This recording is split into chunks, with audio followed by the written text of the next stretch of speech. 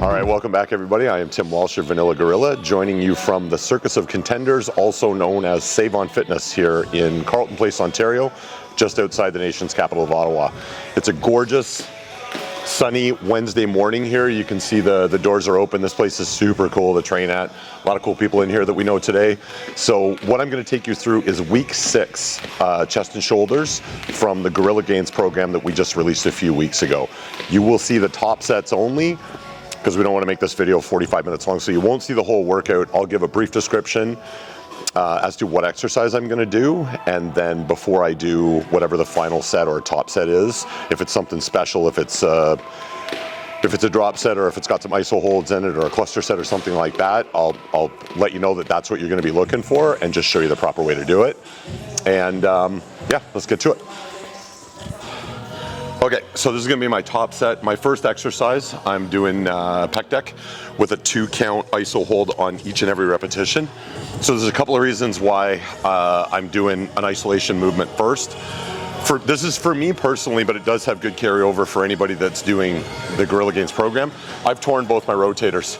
So ever since especially the second tear, I'm always looking for ways to stimulate more growth without always having to play the card of heavy pressing movement. Not that there's anything wrong with those, but there's other ways to skin that cat. So I've done 3 feeder sets, 10 reps apiece, gently dialing up the load every time till I find the right load for my top set. So essentially what I'm doing, I could just go heavier and heavier and heavier and find the heaviest load that I could move for 10 good reps with no iso hold like traditional pec deck. But what I've chosen to do is find the heaviest load that I can move through a full range of motion with absolute control and still elevate the time under tension by holding every contraction for 2 full seconds. It burns like hell. It guarantees that every fiber has an opportunity to get involved, and those are the ones that get an opportunity to grow. And then it also sets me up for my first pressing movement is going to be with fresh stabilizer muscles in my rotators, but pre-exhausted pecs, so I won't need to go as heavy. Progressive overload is still a thing, but I won't need to go as heavy if I do my pressing movement second to stimulate great hypertrophy. So here we go.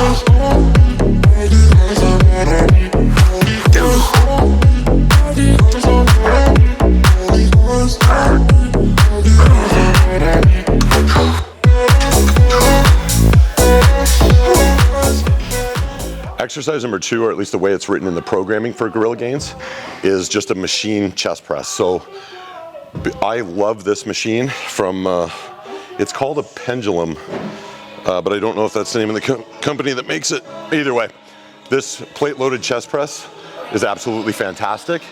And because you can alter where the press starts from, I've got it set up so that I can do a dead stop variation. So I'm right in pretty much the point of the deepest stretch, but I can actually let it come to rest. I'm still keeping tension in my pecs, and then I'm driving from a dead start on every rep. So it's the same as a dead stop dumbbell row compared to a normal dumbbell row. The dead stop version of a chest press means I'm giving up the mechanical advantage of saving that stored energy in the pec and getting that sort of elastic response. I'm having to break inertia on every single rep. So theoretically, handing over some of that mechanical advantage means that my muscles have to work a little bit harder, but it also is guaranteeing consistency from one rep to the next, because it's the exact same range of motion from a dead stop to full contraction. And another thing that's really important is you'll notice I keep my scapula depressed and fully retracted. A lot of times people with this movement, if they think this is good, that this must somehow be better. So I'm keeping my scapula set to the back so all of the tension stays in my pecs. I do not want to let a sort of a rounding of the upper back occur. This is my full stretch, that's my full contraction. So what we're doing here, I'm gonna work my way up in sets of 8 reps. I'm just gonna keep adding load until I find about the heaviest load that I can move for 8 perfect reps. And then I'll just count the 3 sets that led up to it as my work sets. And the top set, the one that you'll see in its entirety, will just be as heavy as I can go for 8, hopefully perfect reps. Okay, so here we go. This is gonna be my top set. In the programming, the way I wrote it for this week in Gorilla Gainz, it's actually just, the top set's just supposed to be a straight heavy 8. But my shoulders, I've torn both my rotators, and some days they feel better than others. They feel pretty good today, so I'm gonna make a small adjustment if I can get, I'm just gonna go to absolute failure. So if I can get 9 or 10 or even 11, I don't usually go this heavy with this machine, but my shoulders feel pretty good today. So here we go.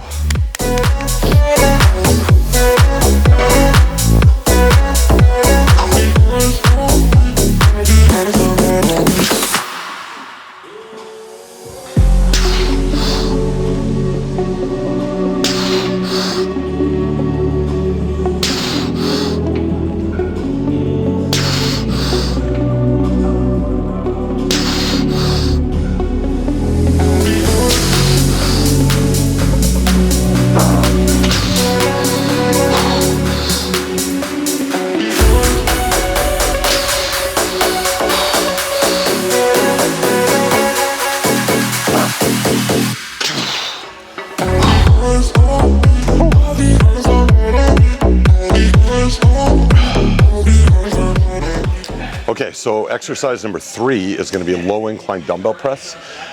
Format will be very similar to what I just did on the machine chest press. Straight sets of 8. I'm going to work my way up in modest load increases until I find essentially the heaviest load that I can do 8 reps with near perfect form. There's a couple of things that you'll notice that I do a little bit differently than maybe a traditional way of doing low incline dumbbell press. So one thing is specifically, I don't let my arms go the traditional sort of east and west where the elbow is way out here. I tend to bring them in a little bit now. So the bell is almost at about a 45-degree angle when I press it up, and I keep the elbows quite a bit closer to my body. So that's, the reason is twofold. Partly because I've torn both my rotators, it's just much more comfortable. If you have healthy rotators, you can get away with keeping the elbows sort of east and west when you're doing your pressing movements. But generally speaking, what's more comfortable for the rotator is to bring the elbow in a little bit, get some lat engagement. It creates a much sturdier base to press from, and it's just better in the long run for shoulder girdle health. So the only full set that you'll see will be whatever's my heaviest 8. And prepare to not be impressed. I don't do these real heavy anymore. Long gone are the days where I do 120, 130, 140 pound dumbbell presses, because my rotators would just explode. But the point to take home is that if you pick the right tool for the job and you demonstrate absolute control through a full range of motion, there's still lots of pec muscle here. I'm still more than a handful, but I don't consider it a waste. But you certainly don't need gigantic dumbbells to build gigantic pecs. You need huge range of motion, good time under tension, and good neural connectivity. So let's do this.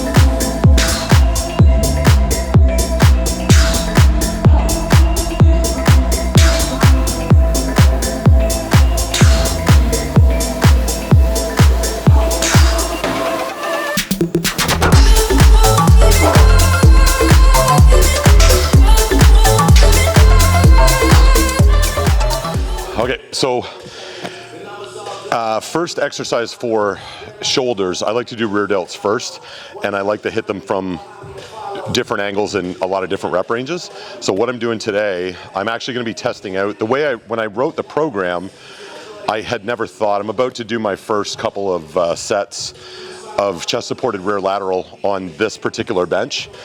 I tried it for spider curls in a previous video and it was amazing. So what you're gonna see me do here, and Chelsea will speed it up a little bit, I'm gonna do 20 reps, take a 45-second break, do another 20 reps, 45-second break, then another 20 reps. So it's 3 sets really, but it's one long extended set.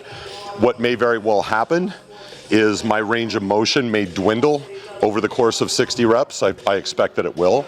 The pump should be stupid, but a format like this guarantees I'm not going super heavy. These are only 15-pound bells. I'm looking to keep constant tension and just sort of a steady wave rolling in and off the shore pattern. It's not crisp, won't be like this. It's gonna be very much like a bird flying, or that, like I said, that wave rolling in and off the shore. So 20 reps, 45-second break, 20 reps, 45-second break, 20 reps. You'll probably see it at an accelerated rate. So here we go.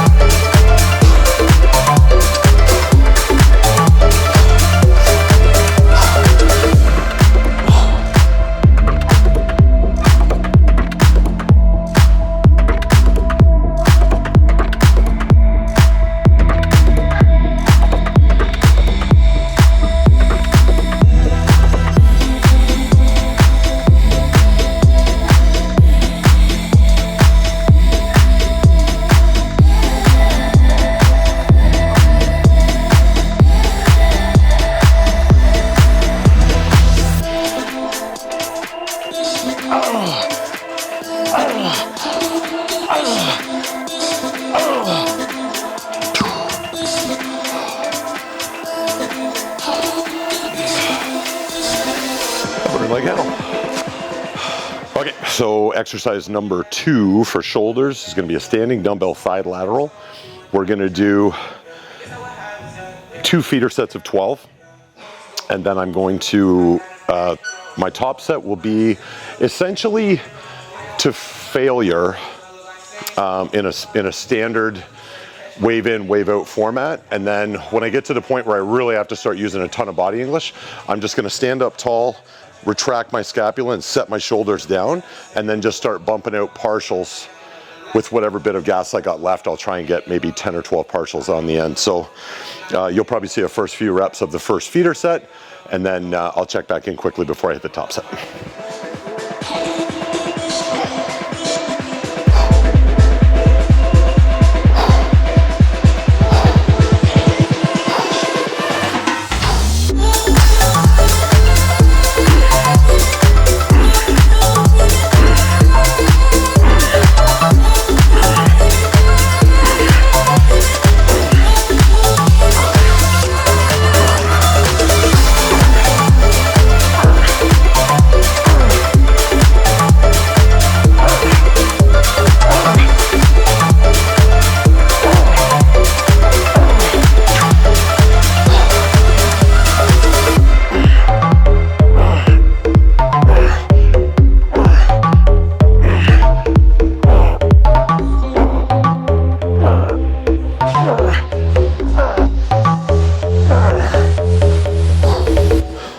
Okay, so next movement for shoulders in week 6 of Gorilla Gainz is a front barbell raise. I like to do these with a cambered bar, just so the wrist is cocked off a little bit. It's a little bit more externally rotated. I just find it's a little bit gentler on my wrist and it's a little bit more comfortable on my shoulder, but to each their own. I don't generally prescribe an awful lot of front raise, like a lot of isolation movements for front delts, because generally, if you're training your chest properly, your front delts are probably pretty good. So for those of you at home, if you purchased this program, first of all, thank you very much. I typically will do 3 straight sets, 8 to 12 reps. And you'll see the format that I use very much, that wave rolling in and off the shore. It's not stiff in the bottom and then like this. There's a little bit of body English to it because I just want constant tension. So if you're somebody whose front delts are actually lagging a little bit, feel free, throw a little bit of extra volume in here. But I just don't think personally, you'd never see me do like a triple drop set or something. It's front delt movements. I don't really have a special place in my heart for super intensifiers. Maybe a cluster set, something like that. Something that elevates time under tension or minimizes rest interval, something like that, but nothing crazy. Super not, definitely don't do them super heavy.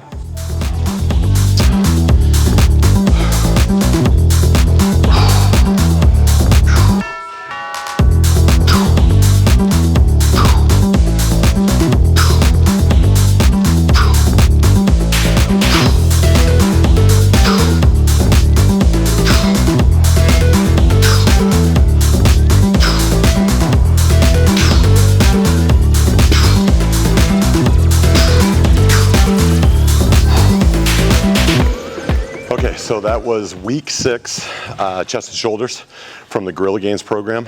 Again, to those of you that have already invested in it, thank you so much. I'm really glad that you're enjoying it, and thank you for all the feedback. I'm hard at work on the sequel to Gorilla Gainz. It'll come out probably in the fall. But yeah, I'm having a blast. So I hope you enjoyed. If you have any questions or comments, hit me up in the comment section below. And please check us out we shot a bunch of pretty interesting reels. It's kind of a thing that we're just kind of getting into on our different social media platforms, TikTok and Instagram. So up here will be our Instagram, and over here will be our TikTok. So check us out there. Thanks very much. We'll see you next time.